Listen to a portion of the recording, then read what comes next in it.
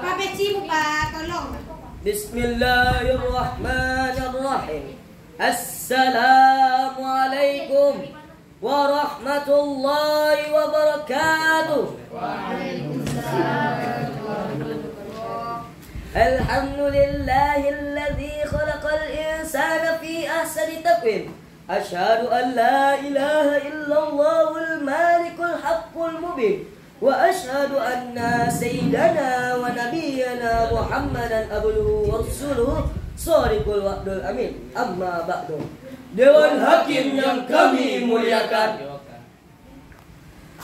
hadirin sebangsa dan setanah air yang kami banggakan, menurut Sir Charles Sherrington, otak manusia begitu memesona, jutaan kumparan berkelip membentuk pola-pola tertentu.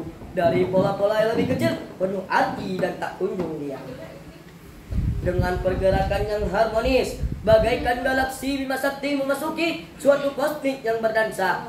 Ungkapan tersebut menunjukkan betapa luar biasa Allah di dalam menciptakan manusia dengan bentuk sebaik-baiknya, agar manusia menjadi wakil terbaiknya di dunia, dan ia tak ingin menjadi ciptaannya hina. Dalam hadis riwayat Muslim nomor 2699, baginda Rasulullah SAW bersabda, "Man salaka tariqan yaltamisu fihi ilman, sahalallahu lahu bihi tariqan ilal jannah." Barang siapa yang menempuh suatu jalan untuk menuntut ilmu, maka Allah akan mempermudahkan jalannya untuk menuju surga. Allah. Begitu luar biasa besarnya modal yang telah diberikan oleh Allah, agar kita menyia-nyiakannya. Di luar sana masih banyak orang yang membuang waktunya untuk hal-hal yang kurang bermanfaat. Ada atau ada? Ada. Ada yang bikin kerusuhan, Konsumsi obat-obat terlarang, nongkrong-nongkrong di pinggir jalan, kelabing alias kelayaban, bingung ke tempat yang dilarang oleh Allah Subhanahu wa taala. Masih banyak atau masih ada? Banyak. Na'udzubillah. Sadar atau tidak sadar, mungkin saya dan Anda termasuk jadi bagian dari orang-orang itu. Mau jadi apa bangsa ini? Apa kata dunia? Astagfirullah. Mari segera kita benahi diri kita, sebagaimana telah diskursuskan pasyarahan kami yang bertema pentingnya ilmu di dalam kehidupan. Di era kehidupan modern ini, ada satu hal yang tidak bisa kita hindari bersama, yaitu kemajuan ilmu pengetahuan dan teknologi. Ma'asyiral muslimin rahimakumullah. Dasar peradaban modern adalah ilmu pengetahuan dan teknologi, atau bisa disebut dengan iptek. Iptek benar-benar memiliki urgensi yang sangat penting di dalam membangun sebuah peradaban bangsa. Maka jangan heran di setiap bangsa di muka bumi ini sekarang ini bersaing secara ketat untuk penguasaan dan pengembangan terhadap iptek. Mari kita bandingkan dengan Amerika, Jerman, dan Jepang yang telah mencapai kemajuan yang sangat pesat di bidang iptek. Berbeda dengan negara-negara yang tertinggal seperti Myanmar, Laos, bahkan Indonesia. Negara-negara yang menguasai iptek pada akhirnya juga menguasai perekonomian dunia, bahkan mengendalikan berbagai aspek kehidupan global seperti budaya, politik, bahkan keamanan.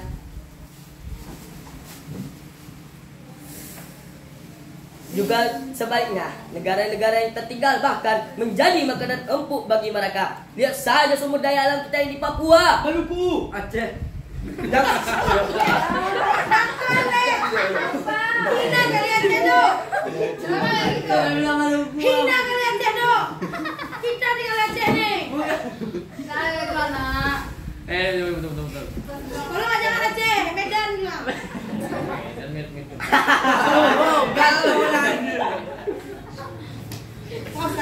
Lihat saja sumber daya alam kita yang di Papua, Maluku, Aceh.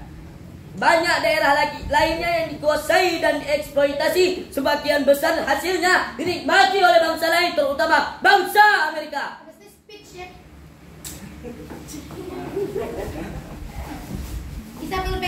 Semua itu menjadikan salah satu pembelajaran bagi kita semua bahwa iptek akan meninggikan derajat orang-orang yang menguasainya. Hal tersebut disesuaikan dengan firman Allah surat Al-Mujadalah ayat 11 yang akan dibacakan oleh kami sebagai berikut. 11 katanya. Yang mana? Yang mana? Cek ini. Apa tuh? 11. Jadi gimana Bang? Yang mana yang 11 dah? Kayaknya udah. Kayaknya udah. Gimana yang 11? Pakai gitu boleh nggak pakai tangan juga? Terserah sih kalau misalnya ini. Tadi ayat yang pertama dibacakan di pembukaan Rizki itu kayaknya nggak perlu pakai tangan. Itu Kan- kan ayat tadi kan. Hadis. Iya, maksudnya kayaknya nggak usah pakai tangan. Tetap ya. Lebih bagusnya nggak pakai ya. Iya, karena itu ini hadis. Abis itu jangan banyak selengek-selengeannya karena kan syarah itu kan. Nah, lo dah. Jangan banyak gerak badan. Baika tanah itu. Apa matanya ke depannya yang duduk. Baik aja na inong yang yo kada. Ini kan inong le. Terus. Ini panitia talaga-laga apa anak yo. A'udzu billahi minasy syaithanir Enggak, belum udah jangan.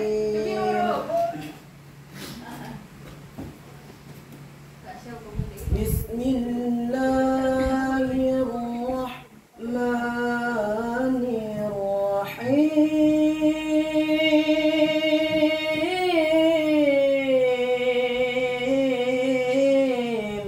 Wow, ketahuan aku.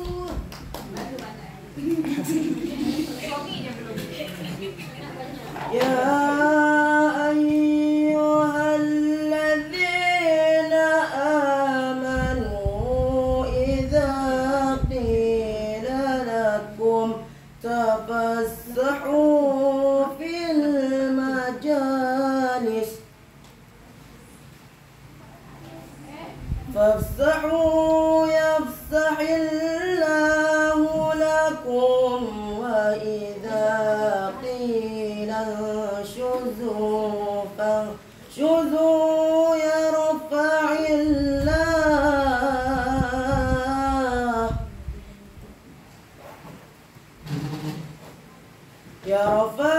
yarfa'illahu alladhina amanu minkum walladhina utul ilma Ilmu darajat. ilma darajat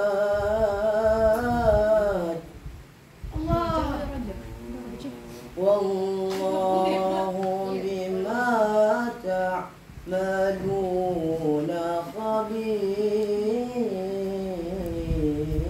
khabir. Shadaqallahul azim. Aku berlindung kepada Allah dari godaan syaitan yang terkutuk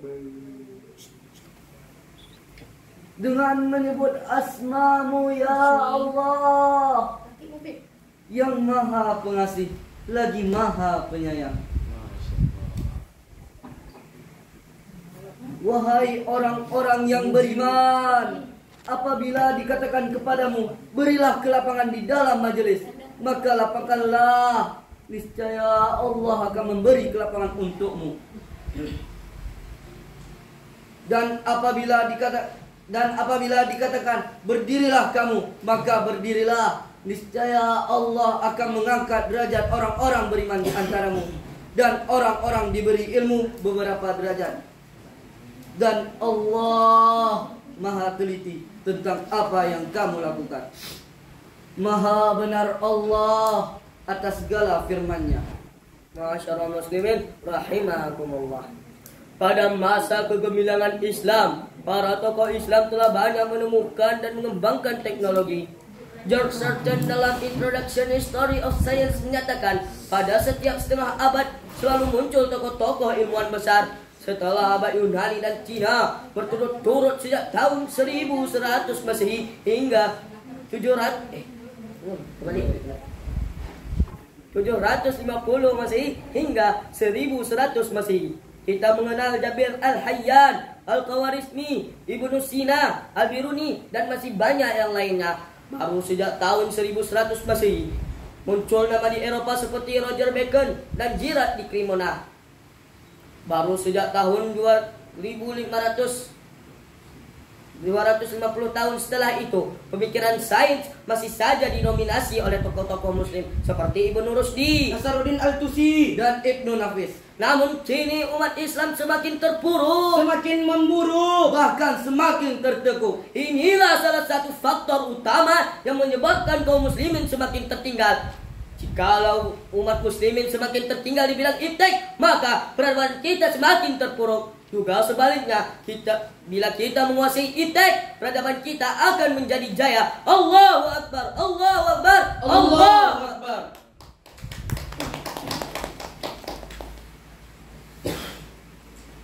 Ma'asyiral muslimin rahimakumullah. Bila selain sangat penting di dalam membangun peradaban sebuah bangsa, iptek juga memegang peran yang sangat besar untuk menghancurkan sebuah bangsa bila tidak didasari dengan iman dan takwa. Profesor B.J. Habibie adalah orang pertama sekali yang menggagaskan integrasi imtak dan iptek ini. Tanpa imtak, penguasaan dan pengembangan terhadap iptek tidak memiliki nilai yang tambahan dan tidak memberikan manfaat yang cukup berarti bagi kemajuan dan kemaslahatan umat dan bangsa.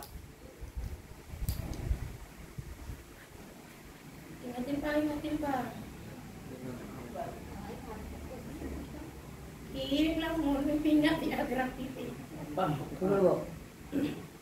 Tunggulan. Dalam surah Ibrahim ayat 24 sampai dengan 25, Allah Subhanahu wa taala telah menjelaskan kepada kita semua bahwa bangunan adinul Islam diibaratkan sebagai sebatang pohon yang baik. Ilmu diidentikan dengan sebatang pohon yang menopang tegaknya ajaran Islam dan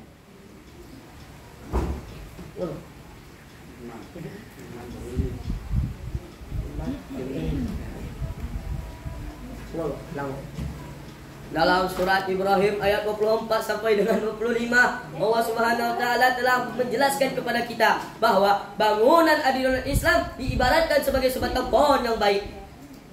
Iman diidentikan dengan akar yang menopang tegaknya ajaran Islam. Ilmu diidentikan dengan akar sebuah pohon yang mengeluarkan cabang-cabang dan dahan-dahan yang berupa ilmu pengetahuan. Sedangkan amal ibarat dari sebuah pohon identik dengan teknologi dan seni.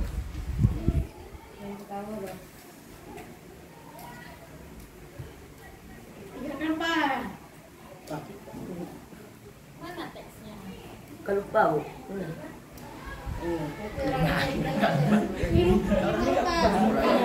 Kayaknya ada jari. Sabar ya. Mana teksnya? Tunggu ya. Itu dia jangan curang. Maka integrasi imtak dan iptek ini harus berjalan dalam format yang tepat sehingga keduanya berjalan dengan seimbang, dapat menghantarkan kita meraih kebaikan di dunia, hasanah fid dunya, dapat menghantarkan kebaikan di akhirat, hasanah fil akhirah. Berdasarkan uraian tadi, dapat kita simpulkan bahwa iptek sebanding dengan kemanfaatannya. Iptek juga memberikan peran yang sangat besar untuk memberikan informasi yang sangat dahsyat untuk mendekatkan diri kita kepada kebenaran ilahi dan membantu umat manusia untuk merealisasikan tujuan-tujuannya untuk kemaslahatan umat bangsa. Untuk semuanya itu harus dilandasi dengan kekuatan, Penerapan iman. dan takwa kepada Allah Subhanahu wa taala. Sebagai penutup, izinkan kami membawa satu salawat, yakni salawat raya. Semoga apa yang kita semoga dengan berkah salawat kita pada hari ini dapat menjadikan diri kita sebagai penerima syafaat baginda Rasulullah SAW di hari kelak nanti. Amin amin ya rabbal alamin. Allahumma salli salatan kamilatan wa sallim salaman tamman ala sayyidina Muhammadin tanhalu bihil uqadu wa tanfa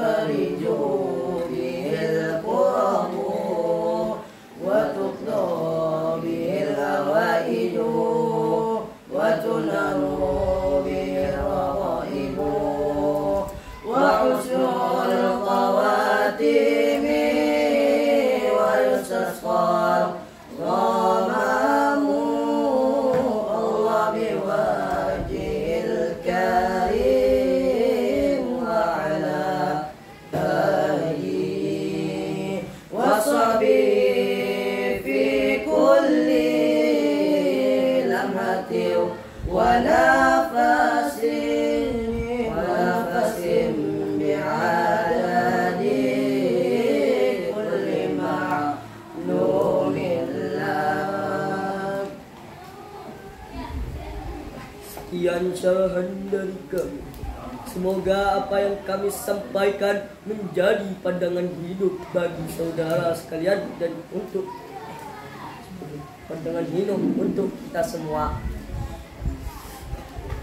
Apabila ada kesalahan itu datangnya dari kami sendiri dan benar datangnya dari Allah Subhanahu wa taala. Sebelum kami menutup, kami akan menyampaikan sebuah pantun. Malam minggu duduk merenung, Mata memandang sejauh ujung, walau ilmu setinggi gunung, sopan santun harus dijunjung. Yang ketinggalan opa kan? Opa ketinggalan di bulan. pusing nih bu. Pusing. Mata nih getar-getar nih. Udah kan udah getar tengok siapa? Nggak ada yang pusing. Siapa opa tengok getar-getar? Goyang-goyang diri tadi. Goyang-goyang. Yang mana? Yang mana? Siapa orangnya? Yang mana? Itu orangnya. Yang mana? Ayo, dewa mati-matian. Oh iya. Serius bu. Goyang. Yuk, aku kotak. Lanjut, pulang. Kantun, Bang. Malam minggu duduk merenung, Mata memandang sejauh ujung, walau ilmu setinggi gunung, sopan santun harus dijunjung. Wabillahi taufiq wal hidayah. Assalamualaikum. Siapa orangnya? Yang mana orangnya? Yang mana orangnya? Visi-visi balik Anu, yang terakhir tuh kalian harus inilah assalamualaikumnya tuh harus sepakat. Yang mana kalian ambil? Yang mana ini assalamualaikum, yang lain wassalamualaikum. Udah tadi bu, kita telat nih bu. Alfa, kamu Fokus ya bu. Kamu Desi, bergoyang anak mata dulu siapa penyebab ini? Bantu Desi yang ada di sana. Jangan tengok mata sudah meninggalkan kita. Tengok yang lain. Malam minggu duduk merenung, Mata memandang sejauh ujung, walau ilmu setinggi gunung, sopan santun harus dijunjung. Wabillahi taufiq wal hidayah. Bergetar juga. Bergetar juga nih. Yang enggak, mana? kamu getar bukan. Dia bergetar juga. Nah, ya ribut-ribut. Alhamdulillah bu. Malam minggu duduk merenung, Mata memandang sejauh ujung, walau ilmu setinggi gunung, sopan santun harus dijunjung. Wabillahi taufiq wal hidayah. Assalamualaikum warahmatullahi wabarakatuh.